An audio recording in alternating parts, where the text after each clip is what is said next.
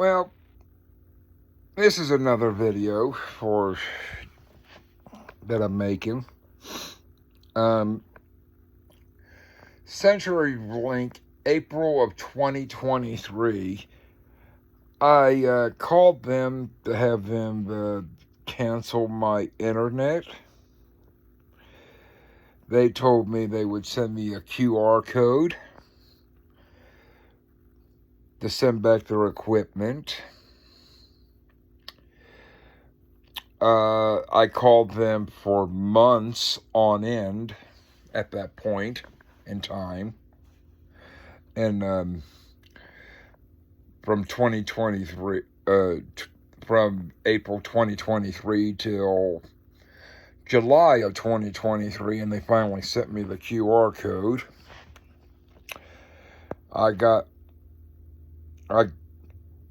They harassed me for 2 years with phone calls from them. Their debt collectors harassed me for 2 years with phone calls from them. They caused me mental and emotional distress, pain and suffering. The pain and suffering was caused by them due to the phone calls, blah, blah, blah, blah. And they discriminated against me. They knew that I have a disability. I was on the Affordable Connectivity Program at that point in time. But they harassed me for a full 2 years. They felt like they didn't need to compensate me. This year I found out the debt is the money that was supposedly owed to them, even though they're the ones who screwed up with giving me like a late payment charge and all this. They charged me a late payment when I had it canceled back. I called them to have it canceled back in April, and they said they were going to send me a QR code. I sent them the evidence. I sent demand letters, and now AT&T has taken over that portion of it. I talked to a rep from CenturyLink. They said, you don't owe any money.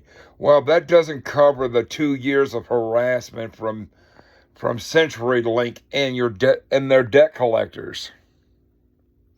I had to deal with them harassing me every single day for 2 consecutive years. And they think it should be forgiven because there's no debt. No, they shouldn't be forgiven. They should be held responsible and compensate me, like I said in my demand letters.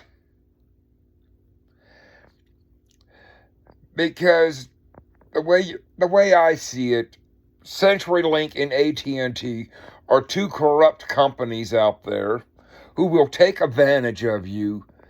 They'll double charge you. 1 minute your bill will be one thing, and then they'll go up to another thing. I've seen all this stuff on Facebook where people are having problems with both CenturyLink and AT&T with customer service. CenturyLink and AT&T's customer service is poor. You know how people rate them with a thumbs up, thumbs down. Well, they got 2 thumbs down and they got 0 stars. That's because they're so corrupt. They're a corrupted organization. They're 2 corrupted companies. When they've done something wrong, they won't even admit they did something wrong. You know they did something wrong. I mean, I know they did something wrong, and I was demanding them to give me compensation for that 2 years of harassment. They don't want to do anything. They don't want to call me. They don't want to send me a letter. or something where they'll do that, we can go into talks and negotiate something. The law's not on my side because I have that it's through AT&T and CenturyLink, or CenturyLink and AT&T. Lawyers won't take my case because they're too scared to take it. Here in Wyoming, they're just scared to go up against CenturyLink. But I've seen there is another place where another lawyer who actually took a case, and it was a class action lawsuit against CenturyLink. If I can get a lawyer with all the evidence I have, the witnesses I have, to go against CenturyLink and AT&T. Now I'm not just wanting compensation from CenturyLink, but I'm also wanting compensation from AT&T, because AT&T took over that portion of CenturyLink. I still think I should be compensated for the harm that was done to me. It's illegal as hell. It's illegal as hell. Discrimination's against the law, causing people emotional and mental distress, pain and suffering. It's all against the law. It's not even legal to do it. And they did it. Both companies are now doing it. So, the thing is, they need to compensate me for the harm that they did. Because if I think of it in a legal sense, I could actually file charges, criminal charges against CenturyLink and AT&T. And they would be forced to compensate me in that aspect. I mean, what if they they do this to someone in the near future? Like, say someone that has a disability, or someone who doesn't have a disability, and they cause all this stress, all this mental distress and emotional distress, and cause them pain and suffering, and they discriminate, whether it's a disability or not, their sex, their race, their whatever, I think they should be forced to pay. I mean, I'd be forced to compensate people for the harm that they've done and that they don't even admit to doing. I've got evidence that will prove my case in court. There's no lawyer that wants to take it. They're too scared to go up against CenturyLink or AT&T. And that needs to change, and that's why I'm doing these videos, is so that it doesn't happen in the future with someone that has a similar problem or a problem with them, period. I think they should I believe they should be forced to pay compensation for what they did and for the length of time that it lasted. My situation, it lasted 2 years, and I should be compensated for the 2 years that they caused me mental and emotional distress, discriminated against me, harassed me, caused me pain and suffering. They should have to pay compensation for that. And I believe the sooner they get a hold of me at my either at my house address, my home phone number, my sister sent them my home phone number, or on my cell phone, which I'm going to leave in this video. It's 307-369-3516. If they get a hold of me and we get this matter taken care of, and they actually sit down and negotiate compensation with me, I'd be happy. Happy. I believe both of them will need to compensate me, considering it started with CenturyLink, but AT&T bought it, and AT&T isn't listening to my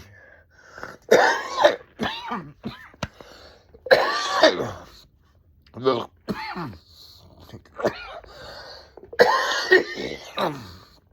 isn't listening to me. Of course, they could be listening to me, but I don't know if they're listening to me. I think AT&T might be investigating it, but I don't know for sure. How would I know what AT&T is doing, or what CenturyLink's doing for that matter? Because no one's notified me by mail, email, phone calls, or anything. If they let me know how we can resolve, how they want to compensate me, and how they're going to go about it, I would stop making videos about CenturyLink and AT&T. I would just quit making them once they've compensated me for the mental and emotional distress, the pain and suffering, and the discrimination, which all of it's just straight out against the law. You look it up, it is against the law. They're all felony charges. They're all felonies that they're committing. They're committing a crime. And compensation is how I would resolve it. They need to compensate me in order to resolve the matter. And I'll just go on my merry way, and I personally won't have anything to do with them after this matter is settled and done. I'll never ever talk to them again or have any communications after this is resolved and after they compensate me. Well, that's all I have to say. I just don't want this to happen to other people down the road. The same thing. They're causing me problems, so what makes me think that they're not going to do the same thing they did to me to someone else, either days, months, years later? But my point is that they did it to me. What makes me think that they won't do it to all their customers all over the United States? And they're just getting away with doing it. They need to be forced to pay. I mean, anyone compensation for what they've done. It's the only way to resolve my matter with them. And it's the only way I'd be satisfied. An apology ain't going to do it. And telling me, oh, the bill's no longer there. That ain't going to cut it, because you did it. You harassed me for 2 straight years, nonstop.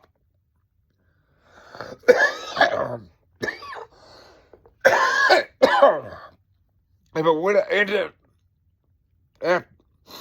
before that, and if I didn't take pictures of the phone calls on my phone when they called me, or the emails, text messages, or whatnot, I have all the evidence I need. I have the witnesses. I have everything I need. If it needs to go to court. But I want to resolve this without having to, for each of us having to pay lawyers' fees It would be best if they tried to talk to me and negotiate a compensation price. And we talked about what the compensation should be. But believe it or not, I believe it's going to happen again to someone else. And that's why I'm making this. And they need to stop doing it. And they need to be forced to stop doing it to people. And people later down the road, like normal people with or without disabilities. It needs to stop. It's kind of like you know how the whites used to be against the blacks, the prejudice, the racism and all that. It's similar to it, but it's not that. It's not racist. It's because, well, I guess it is racist because having a disability, it's like I'm against him because he's got a disability. I mean, they shouldn't be allowed to get away with these kind of this criminal stuff that they're doing to people. To me. And they shouldn't be able to get away with doing stuff to normal folks out there that work 9 to 5 or whatever, or people on disability like myself, that they take advantage of and use and act like they didn't do anything wrong to begin with, when they know for God well that they know they did something wrong. Otherwise, I wouldn't be putting videos on there about them doing it. It's the truth. Why would I falsely put up a video about something they did to me? I wouldn't. No joke. They did this to me for 2 years and I deserve compensation. It was 2 years of mental and emotional distress, the pain and suffering, the discrimination. They knew about my disability back then. I was on the Affordable Connectivity Program. It needs to be resolved, and they need to be the ones to resolve it and get a hold of me. Call me, write me, email me, whatever. And no apologies is going to fix it. They need to compensate me for this. And thank you all for listening to my rant on and my truth on what CenturyLink and AT&T have done. Y'all have a nice day.